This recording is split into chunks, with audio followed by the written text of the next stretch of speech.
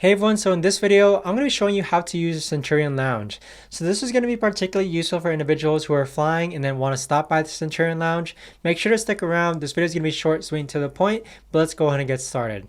First, let's talk about how to actually get into the Centurion Lounge. You'll need a couple things here. The first thing that you'll need, or one of the ways to get in, is by getting an American Express Platinum card. So if you haven't signed up for an American Express Platinum card just yet, you can use my link down below in order to sign up. And if you do sign up, you'll actually get a really nice welcome bonus offer that you can use towards paying for your future travels.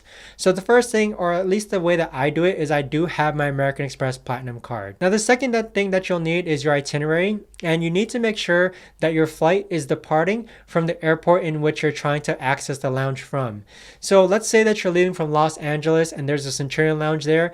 Your flight has to be departing from Los Angeles for you to actually access the lounge. You can't be arriving in Los Angeles and then access the Centurion Lounge. It only works for departing flights or layovers. So if you have a layover in LA, let's say you're flying to LA, you spend about 3 hours there, and then you're going to Seattle, you can most certainly get into the Centurion Lounge in LA.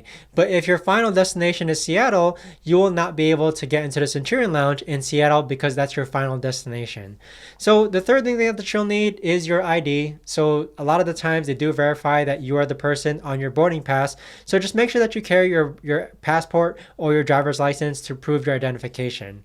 Now, as far as how to use the Centurion Lounge goes, it really comes down to making sure that there's no wait line. So I would recommend that you download the app and check to see if there's a wait line at the Centurion Lounge that you're trying to get into. So make sure that there's no wait line. And then once you get in, you essentially just dine, wine, enjoy the free buffet, use their bathrooms, and sometimes they have showers.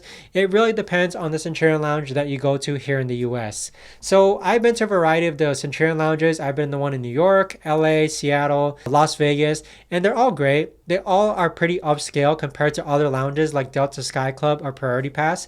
So for sure, if you're traveling domestically, for sure, the Centurion Lounge is a great option, / getting the American Express Platinum card is a really great option as well. But if you guys know of a better or easier way of how to use the Centurion Lounge, let me know in the comments down below. I would love to know. So likewise, let me know where your favorite Centurion Lounge actually is here in the US.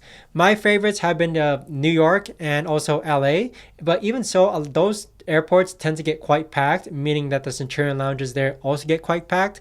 So likewise, what I said before, make sure to use the Amex Experiences app to check to see if there's a wait line when it comes to actually trying to get in to the Centurion Lounge.